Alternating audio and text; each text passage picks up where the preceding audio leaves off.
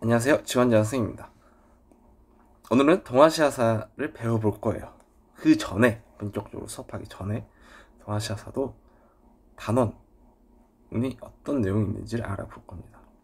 어떤 단원으로 구성되어 있고 그 단원에 어떤 내용이 있는지 알면 전체적으로 동아시아사 단원을 한번 보면 각각 내용 학습할 때 좀 더 편리할 겁니다. 동아시아사는 5단원으로 구성되어 있어요. 실제 교과서도 5단원이고 저도 그에 맞춰서 5단원을 구성했습니다. 첫 번째 1단원부터 볼게요. 1단원 동아시아사 역사의 시작인데, 여기는 구석기, 신석기, 청동기 요 파트랑 국가의 성립과 발전, 얘가 춘추 전국, 얘 중국사 기준입니다. 진한 이렇게 되어 있어요. 그러면 고조선, 그리고 흉노, 일본, 고대가 여기에 들어갑니다. 그리고 2단원이 동아시아 세계의 성립과 변화인데, 이 파트가 굉장히 양도 많고 학생들이 어려워하는 단원이에요. 여기서 첫 번째는 인구이동과 정치사회변동이라는 단원입니다. 2단원에서 첫 번째, 여기는 동아시아산의 인구이동. 네, 인구이동. 그래서 중국 삼국시대, 위진남북조 시대부터 북위까지 들어가고요. 한반도 내 인구이동, 삼국시대 이렇게 들어갑니다. 그리고 북위도 들어가고요. 그리고 제가 그냥 헷갈리지 말라고 수나라 당나라도 여기에 넣어버렸어요. 수나라 당나라가 교과서 보면 인구이동이랑 국제관계 다원화 이렇게 나눠져 있거든요. 그러면 학생들이 보기 불편할 것 같아서 제가 3단원으로 2-3단원으로 몰아 넣었습니다. 그래서 당나라까지 인구이동과 정치사회 변동에서 만나볼 수 있고요. 그 다음이 어디게요?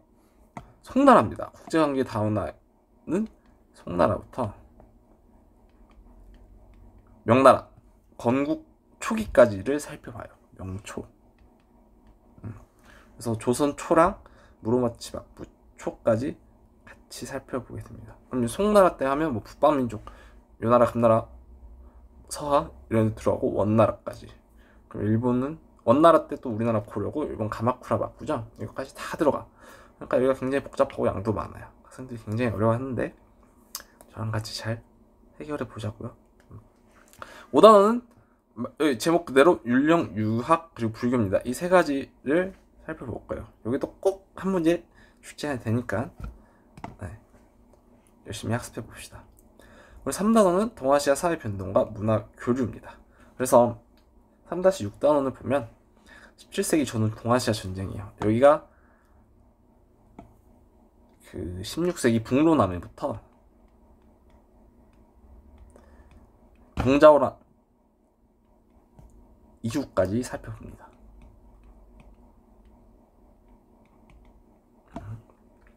그리고 7단원 교역망의 발달과 은총이에요. 이게 동아시아사 명나라 이후부터 청나라까지 경제사를 다룬 부분인데 굉장히 어렵습니다. 그리고 시험도 어렵게 나오고 학생들도 어려워하는 거예요. 이렇게 어려운 파트는 처음부터 다 하려고 하지 말고 여러 번 반복해서 학습하다 보면 어느새 자기 것이 돼 있을 거예요. 그러니까 차근차근 벽돌 쌓듯이 공부하면 됩니다. 3-8단원은 사회변동과 서민문화예요. 17세기부터 19세기 동아시아사에 우리 서민들은 어떤 문화를 지녔는가, 이거에 대한 문제거든요. 이거 한 문제씩 꼭 나오는데 이거는 거저주는 문제야. 이거는 꼭 맞춰야 돼요. 알겠죠? 그리고 4단원부터가 근대의 시작입니다. 동아시아 근대. 동아시아의 근대화 운동과 반제국주의 민족운동인데 딱 둘로 나뉘는 거예요. 제목 그대로 근대 운동과 반제국주의 민족운동. 그러니까 반제국주의 민족운동은 줄이면 독립운동이라는 뜻이에요. 그래서 일단은 4-9단원을 살펴보면 새로운 국제질서와 근대운동인데, 여기가 개항, 서양과 직접적으로 만드는 개항, 우리가 항구를 연다는 뜻이죠. 그래서 여러가지 개항 관련된 조약들이 많이 나오고, 그 다음에 동아시아의 근대화 운동. 동아시아들도 이런 전 근대 왕이 중심인 국가가 아니라 근대 국민 국가라 해서 국민들이 주인인 근대 국가로 나아가려고 합니다. 그래서 중국, 일본, 한국의 근대화 운동을 하나씩 살펴볼 거예요. 그리고 서양 문물의 수용. 요거는 이제 근대 들어가면서 서양과 만나다 보니까 서양의 다양한 문물, 문화라든지 물건이라든지 들어옵니다. 동아시아에. 그거 살펴보는 단원입니다. 여기는 주로 그 문물이 들어온 연도를 많이 물어봐요, 수능에서. 그래서 그 연도를 중심으로 학습해주면 되겠고요. 4-11단원은 제국주의 침략 전쟁과 민족운동입니다. 제국주의 침략 전쟁. 강한 열강들, 열강을 강한 나라들이라고 하는 거거든요. 그러니까 힘 있는 나라들. 이제 동아시아를 침략했을 때 침략당한 동아시아는 어떤 민족운동, 독립운동을 했을까? 그거를 살펴보는 단원입니다. 여기까지가 4단원이었고요. 5단원은 현대입니다. 현대. 동아시아사 현대. 4에서 5-12단원은 2차 세계대전 이후 전후 처리, 전쟁 후 처리를 전후 처리라 해요. 그래서 전쟁 후에 동아시아를 어떻게 처리할 것인지에 대한 문제와 이제 미국과 소련이 사이가 나쁜 시기를 냉전이라고 합니다. 2차 대전 이후에 둘이 사이가 나빠지면서 냉전이 찾아오는데 동아시아에서는 그 냉전이 어떤 모습으로 나타나는지를 살펴볼 거예요. 그리고 5-13은 동아시아 각국의 6나라들이 어떻게 경제 발전을 했고 경제가 어떻게 성장했고 정치는 또 어떻게 발전했는지 이거를 보는 단원입니다. 어렵지 않죠? 그리고 동아시아는 특히 지역사 문제가 꼭 나와요, 요즘에. 그래서 지역사를 따로 제가 정리했습니다. 여기까지가 동아시아사 단원입니다. 어때요? 한눈에 보니까 조금 이해가 되죠?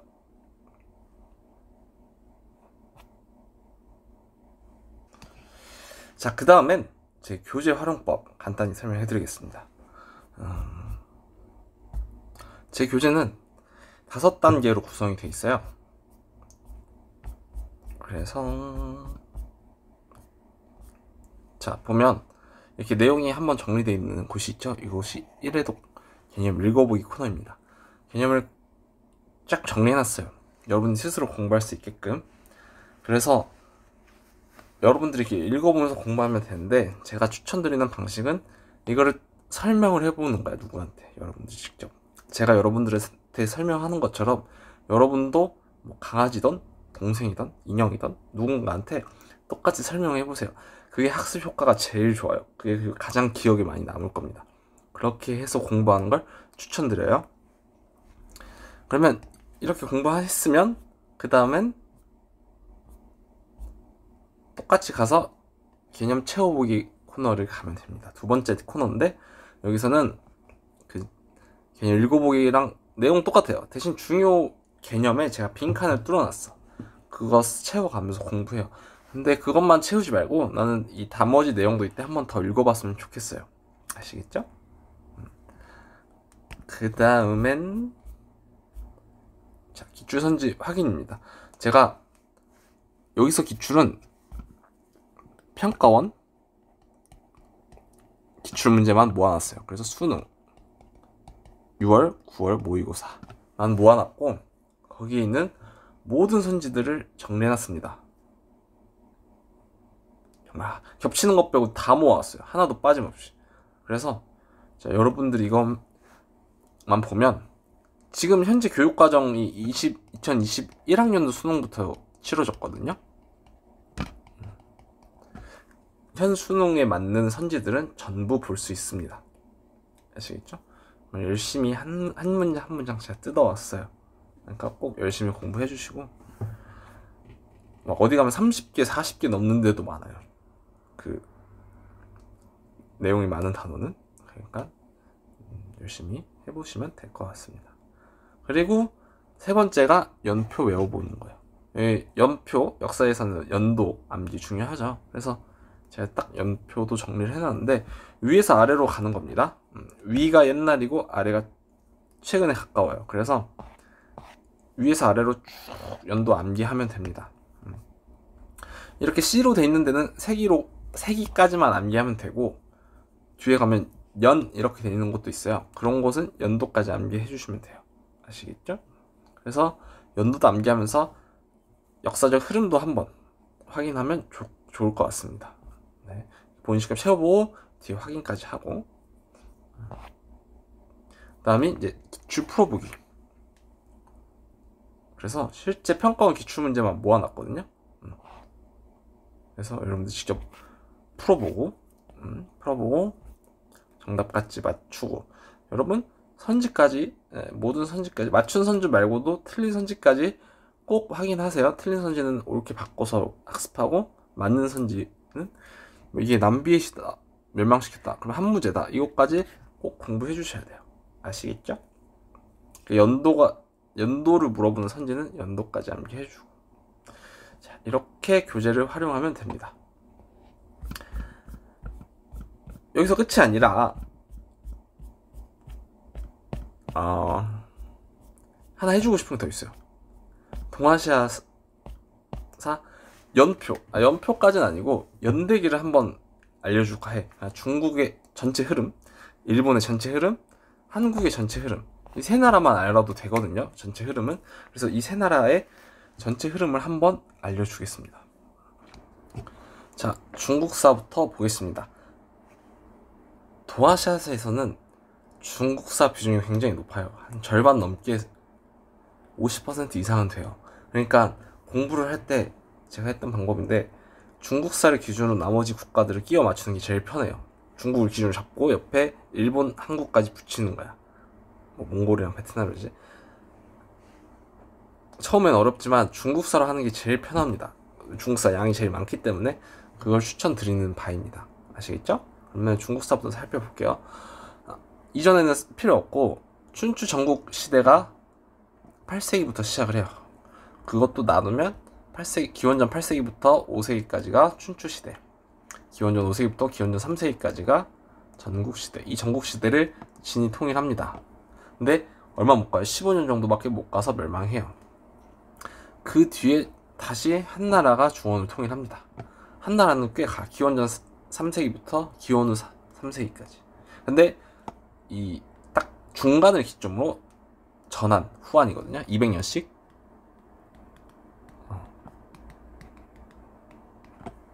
200년씩 합니다.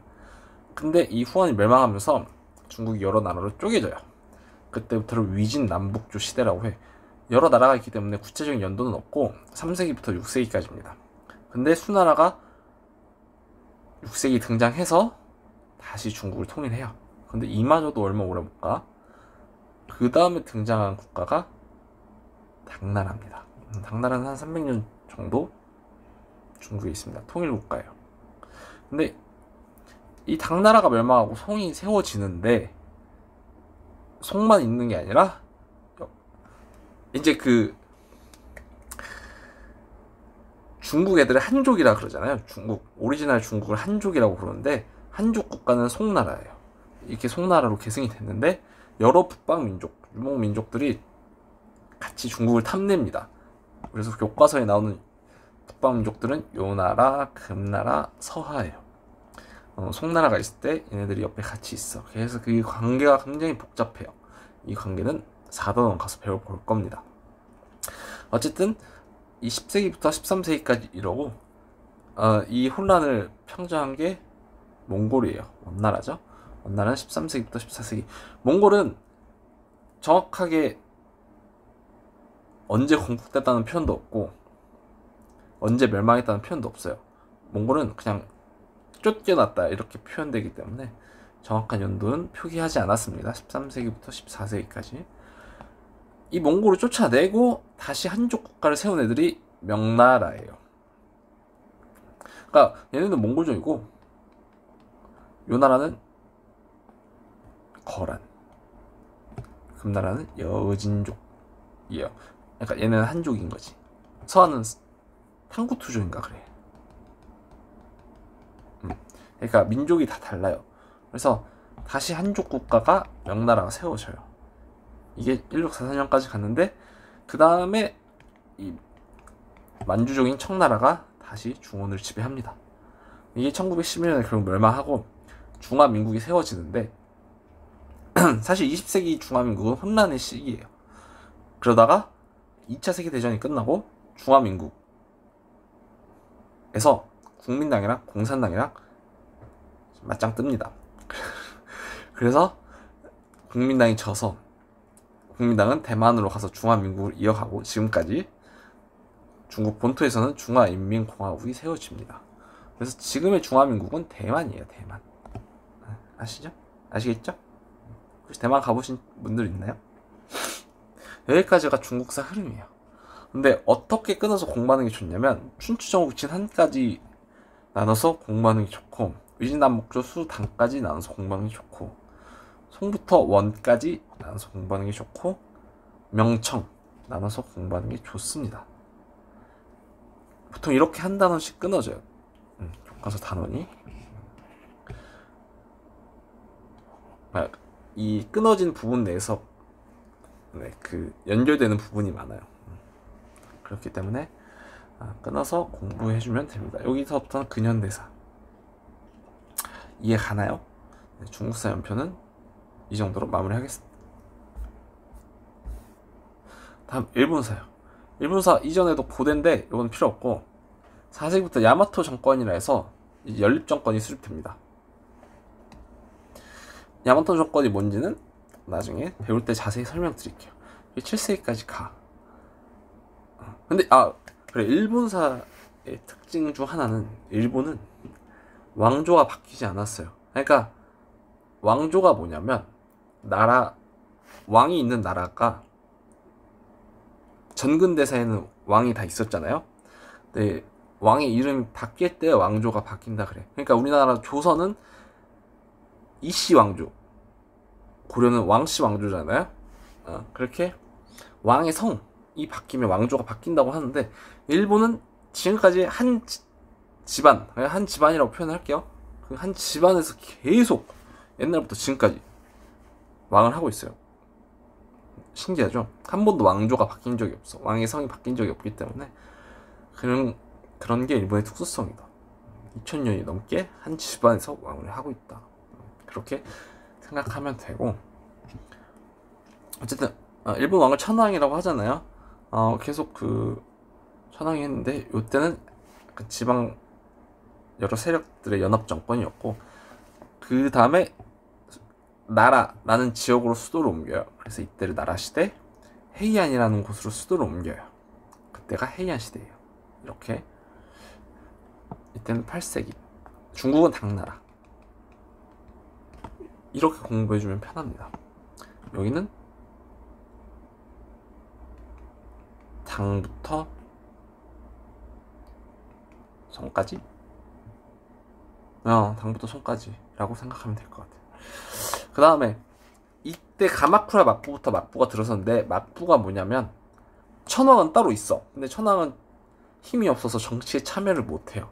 대신 무사, 군인들이라고, 우리 입장에서는 군인이라고 생각하면 되는데 무사들이 막부라는 걸 세우고 정치를 해요. 이해가요? 그러니까 우리나라 고려 때 무신 정권 비슷하게 생각하면 돼요. 왕은 따로 있고 군인들이 정치를 하는 거야. 그걸 막부라고 해요. 그래서 가마쿠라라는 곳에 막부가 세워졌기 때문에 가마쿠라 막부라고 합니다. 그 다음은 무로마치 막부예요. 이것도 똑같아. 무로마치가 교토거든요. 교토에 막부가 세워졌다 해서 무로마치 막부가 세워졌다 해서, 대신에 여기 전국시대가 끼어드는데, 전국시대는 일본 그 각 지역의 무사들이 힘이 가장 셌던 시기야. 막부의 말은 전혀 듣지 않고 서로 자기 땅에서 자기가 왕을 하는 거지. 예를 들면 경기도 지역에 센코쿠 다이묘라고 하거든요. 센코쿠 다이묘는 그냥 경기도 지역의 왕, 경상도 지역의 센코쿠 다이묘는 경상도 지역의 왕, 이제 그 막부의 말은 잘 안 들어요. 이 시기를 전국시대라고 합니다. 무로마치 막부는 있는데 힘이 아예 없는 거지. 그래서 무로마치 막부는 1573년에 멸망하고 전국시대는 그대로 가요. 이 전국시대를 통일한 게 도요토미 히데요시야. 굉장히 많이 들어봤죠? 히데요시가 통일을 했는데 히데요시는 임진왜란 하다가 얼마 못 가 죽어요. 그 다음에 뒤를 잇은 게 도쿠가와 이에야스야. 그 도쿠가와 이에야스가 다시 막부를 세우고, 그게 에도 막부야. 에도가 도쿄예요. 도쿄. 지금 일본의 수도 교토 도쿄 헷갈리면 안 됩니다. 자, 근데 이제 에도 막부도 끝이 나고 다시 천황에게 정권을 주자. 그렇게 해서 세워진 건 아니고 다시 이제 천황한테 정권이 가요. 그때부터는 이제 천황의 이름을 따서 정부를 붙이는 거야. 그래서 메이지 천황이 했기 때문에 메이지 정부라고 합니다. 그 뒤에도 천황이 바뀔 때마다 정부 이름이 바뀌지만 우리는 알 필요 없습니다. 그냥 메이지 정부까지만 알면 됩니다. 여기까지가 일본사 연표였어요. 그 다음 한국사 연표입니다. 이것은 그래도 한국사 우리 한 번씩 배워봤으면 조금 편할 거예요. 우리 기원전 2333년에 고조선이 세워지고 기원전 108년에 멸망합니다. 그리고 삼국시대 기원전 1세기부터 7세기까지 있었고, 이걸 신라가 삼국을 통일하죠. 대신 위쪽엔 발해가 있고, 이게 10세기까지 이어집니다. 이 남북국 시대라고 하죠. 그리고 고려가 다시 한반도를 통일해서 500년간 가고, 그 다음 이성계가 조선을 세워서 500년간 가죠. 한국사는 나름 편하네. 그쵸? 그 여러 나라가 막 왔다 갔다 하지도 않고 크게 하나하나 가니까. 이제 나라가 1910년에 뺏기고 일본한테 해방된 뒤에 북쪽은 소련이, 남쪽은 미군이 3년간 군정을 실시합니다. 그리고 북쪽에선 조선민주주의인민공화국, 아래는 우리가 지금 사는 대한민국이 펼쳐집니다. 여기까지가 한국사 연표였어요. 요때가 중국사는 진한까지고, 요때가 위진남북조부터 당초기까지예요. 그리고 여기는 아예 당나라, 여기는 송부터 원나라, 여기는 명부터 청나라, 이렇게 중국과의 관계를 맺었다고 생각하면 됩니다. 아시겠죠? 자, 그러면 여기까지 하고 다음 시간부터 본격적으로 수업을 할게요. 수업 마무리하기 전에 좋아요, 댓글, 구독, 알람 설정까지 한 번씩 부탁드리겠습니다. 그러면 다음 시간에 만나요. 안녕.